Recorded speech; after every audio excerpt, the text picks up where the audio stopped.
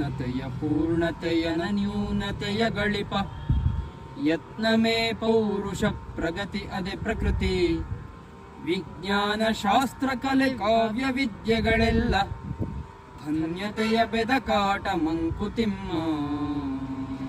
ಪೂರ್ಣತೆ ಅಂದ್ರೆ ಅಂತಿಮವಾದ ಅಥವಾ ಸಂಪೂರ್ಣವಾದ ಸತ್ಯ ಅಂತ ಹೇಳ್ತಾರೆ. ಈ ರೀತಿಯ ಪೂರ್ಣತೆಯನ್ನು ಅರಿಯೋದೇ ಒಂದು ಜೀವನದ ಒಂದು ಧನ್ಯ ಭಾವ ಅಥವಾ ಸಾರ್ಥಕ ಭಾವ ಅಂತ ಇಲ್ಲಿ ಹೇಳ್ತಾ ಇದ್ದಾರೆ. ಒಂದು ವೇದದಲ್ಲಿ ಒಂದು ಮಾತು ಬರುತ್ತೆ, ತಪಸ ಬ್ರಹ್ಮ ವಿಜಿಜ್ಞಾಸಸ್ವ ಅಂತ. ಅಂದರೆ ತಪಸ್ಸಂದರೆ ಬ್ರಹ್ಮನನ್ನು ಅರ್ಥಕೊಳ್ಳೋದು ಅಂತ. ಇಲ್ಲಿ ತಪಸ್ಸು ಅಂದ ತಕ್ಷಣ ಏನೋ ಕಾಡಲ್ಲಿ ಹೋಗಿ ಕಣ್ಣು ಮುಚ್ಕೊಂಡು ಧ್ಯಾನ ಮಾಡಿಬಿಟ್ರೆ ಮಾತ್ರ ತಪಸ್ಸು ಅಂತಲ್ಲ.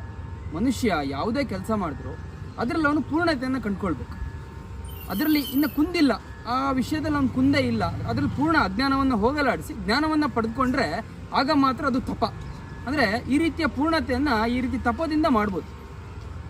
ಈ ರೀತಿಯ ಪರಿಪೂರ್ಣತೆಯನ್ನು ಯಾವುದಾದ್ರೂ ಒಂದು ವಿಷಯದಲ್ಲಿ ಕಂಡುಕೊಳ್ಳೋದೇ ಮನುಷ್ಯ ಜೀವನದ ಸಾರ್ಥಕತೆ. ಅದಕ್ಕೆ ಒಂದಿಷ್ಟು ಮಾಧ್ಯಮಗಳಿದೆ. ಉದಾಹರಣೆಗೆ ಪ್ರಕೃತಿ ಆಗಿರ್ಬೋದು, ಕಲೆ ಆಗಿರ್ಬೋದು, ಸಾಹಿತ್ಯ, ಸಂಗೀತ, ಶಾಸ್ತ್ರ, ಈ ರೀತಿಯೆಲ್ಲ ಒಂದಿಷ್ಟು ಮಾಧ್ಯಮಗಳಿದೆ. ಈ ಮಾಧ್ಯಮಗಳೇ ಇದಕ್ಕೊಂದು ದಾರಿ ಅಂತ ಇಲ್ಲಿ ಹೇಳ್ತಾರೆ. ಎಷ್ಟು ಸತ್ಯವಾದ ಮಾತಲ್ವಾ? ನಿಮ್ಗೇನು ಅನ್ಸುತ್ತೆ?